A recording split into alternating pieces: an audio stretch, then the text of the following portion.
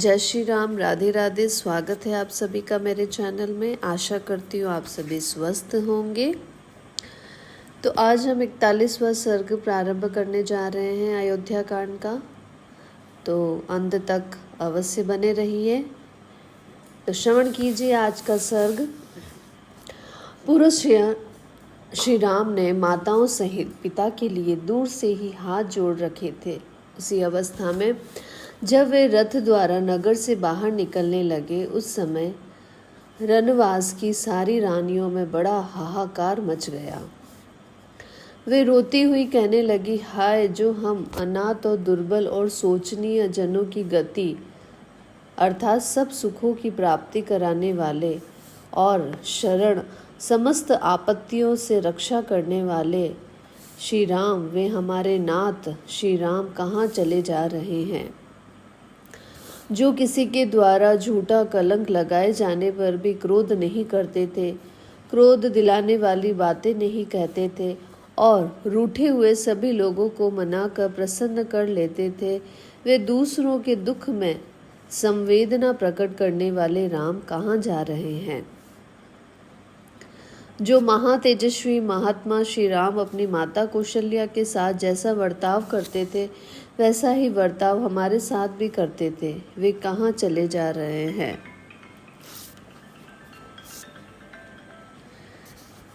कैकेयी के द्वारा क्लेश में डाले गए महाराज के वन जाने के लिए कहने पर हम लोगों की अथवा समस्त जगत की रक्षा करने वाले श्री रघुवीर कहाँ चले जा रहे हैं। अहो, ये राजा बड़े बुद्धिहीन हैं, जो कि जीव जगत के आश्रयभूत धर्मपरायण सत्यव्रती श्री राम को वनवास के लिए देश निकाला दे रहे हैं। इस प्रकार वे सब की सब रानियां बछड़ों से बिछड़ी हुई गौओं की तरह दुख से आर्त होकर रोने और उच्च स्वर से क्रंदन करने लगी। अंतपुर में वह घोर आर्तनाद सुनकर पुत्र शोक से संतप्त हुए महाराज दशरथ बहुत ही दुखी हो गए। उस दिन अग्निहोत्र बंद हो गया, गृहस्थों के घर भोजन नहीं बना, प्रजाओं ने कोई काम नहीं किया, सूर्य देव अस्तांचल को चले गए, हाथियों ने मुंह में लिया हुआ चारा छोड़ दिया, गौ ने बछड़ों को दूध नहीं पिलाया और पहले पहल पुत्र को जन्म देकर भी कोई माता प्रसन्न नहीं हुई। त्रिशंकु मंगल गुरु बुध तथा अन्य समस्त ग्रह शुक्र शनि आदि रात में वक्र गति से चंद्रमा के पास पहुंचकर दारुण होकर स्थित हो गए। नक्षत्रों की कांति फीकी पड़ गई और ग्रह निस्तेज हो गए। वे सब के सब आकाश में विपरीत मार्ग पर स्थित हो धूमांचल प्रतीत होने लगे। आकाश में छाई हुई मेघमाला वायु के वेग से उमड़े हुए समुद्र के समान प्रतीत होती थी। श्री राम के वन को जाते समय वह सारा नगर जोर जोर से हिलने लगा था, जैसे वहां भूकंप आ गया हो। समस्त दिशाएं व्याकुल हो उठी, उनमें अंधकार सा छा गया। न कोई ग्रह प्रकाशित होता था, न नक्षत्र। सहसा सारे नागरिक दीन दशा को प्राप्त हो गए। किसी ने भी आहार या विहार में मन नहीं लगाया। अयोध्यावासी सब लोग शोक परंपरा से संतप्त हो निरंतर लंबी सांस खींचते हुए राजा दशरथ को कोसने लगे। सड़क पर निकला हुआ कोई भी मनुष्य प्रसन्न नहीं दिखाई देता था। सबका मुख आंसुओं से भीगा हुआ था और उसी सभी शोकमग्न हो रहे थे। शीतल वायु नहीं चलती थी, चंद्रमा सौम्य नहीं दिखाई देता था, सूर्य भी जगत को उचित मात्रा में ताप या प्रकाश नहीं दे रहा था। सारा संसार ही व्याकुल हो उठा था। बालक माँ बाप को भूल गए, पतियों को स्त्रियों की याद नहीं आती थी, भाई भाई का स्मरण नहीं करते थे। सभी सब कुछ छोड़कर केवल श्री राम का ही चिंतन करने लगे। जो श्री राम के मित्र थे वे सब तो और भी अपनी सुध बुध खो बैठे थे। शोक के भार से आक्रांत होने के कारण वे रात में सोए तक नहीं थे।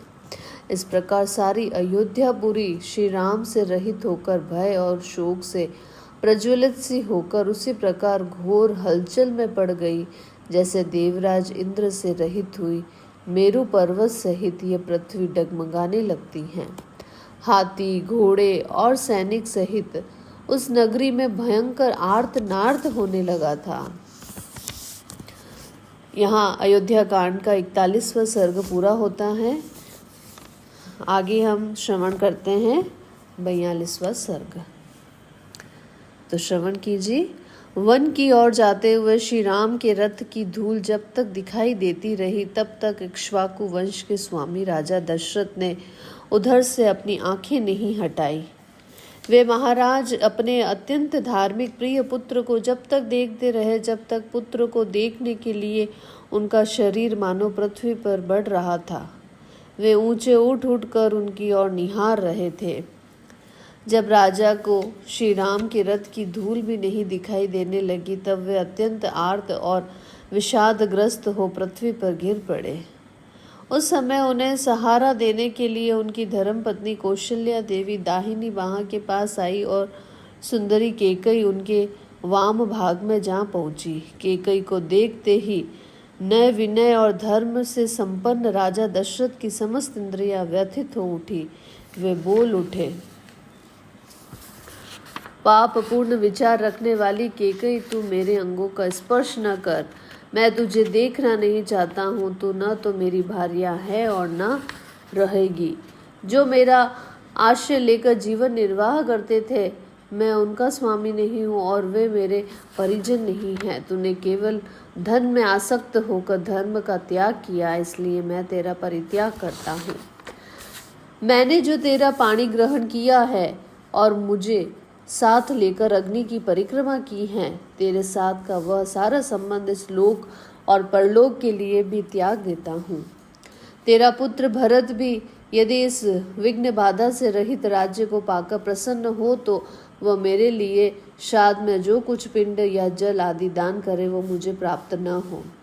तदंतर शोक से कातर हुई कौशल्या देवी उस समय धरती पर लौटने के कारण धूल से व्याप्त हुए महाराज को उठाकर उनके साथ राजभवन की ओर लौटी।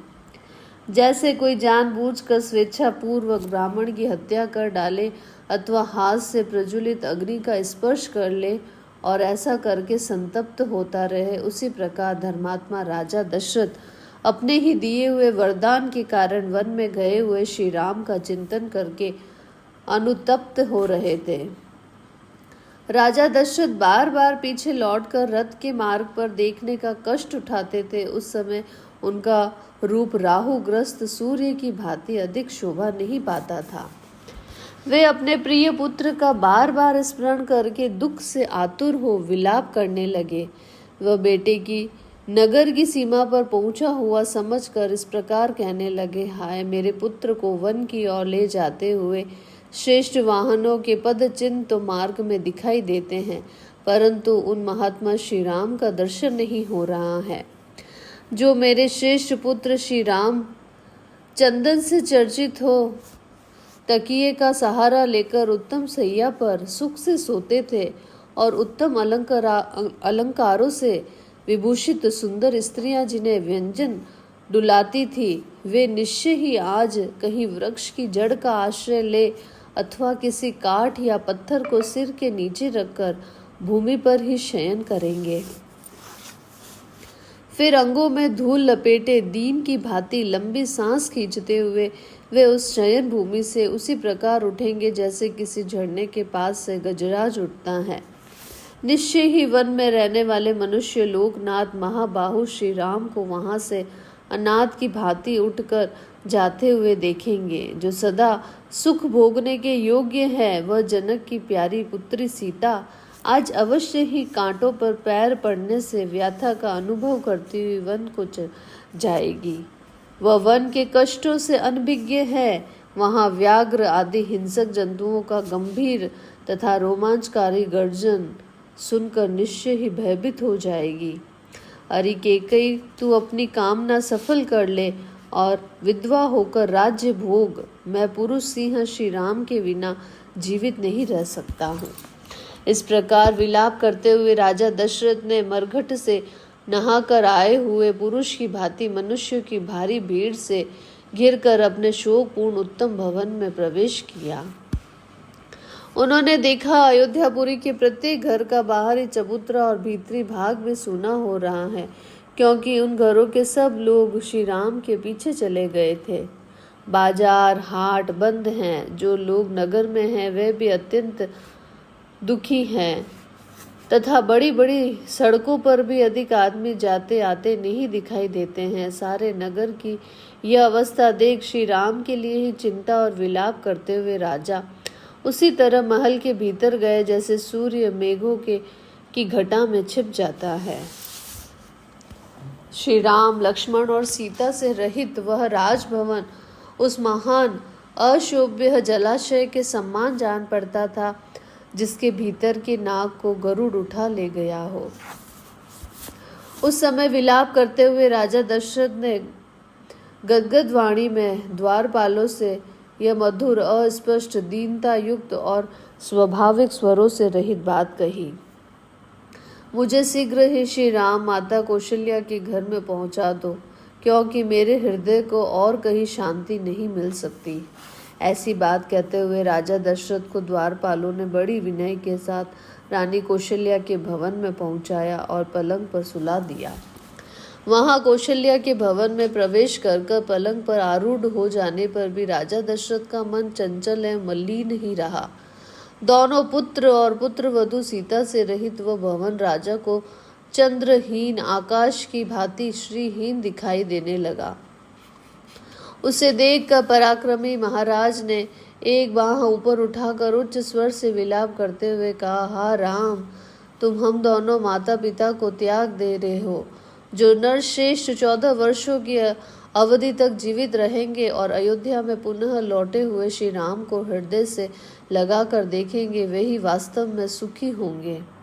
तदंतर अपनी काल रात्रि के समान व रात्रि आने पर राजा दशरथ ने आधी रात होने पर कौशल्या से इस प्रकार कहा, कौशल्य, मेरी दृष्टि श्री राम के ही साथ चली गई और वह अब तक नहीं लौटी हैं, अतः मैं तुम्हें देख नहीं पाता हूँ। एक बार अपने हाथ से मेरे शरीर का स्पर्श तो करो। सैया पर पड़े हुए महाराज दशरथ को श्री राम का ही चिंतन करते और लंबी सांस खींचते देख देवी कौशल्या अत्यंत व्यथित हो उनके पास आ बैठी और बड़े कष्ट से विलाप करने लगी। इस प्रकार से रामायण आदि काव्य के अयोध्या कांड में 42वां सर्ग पूरा होता है।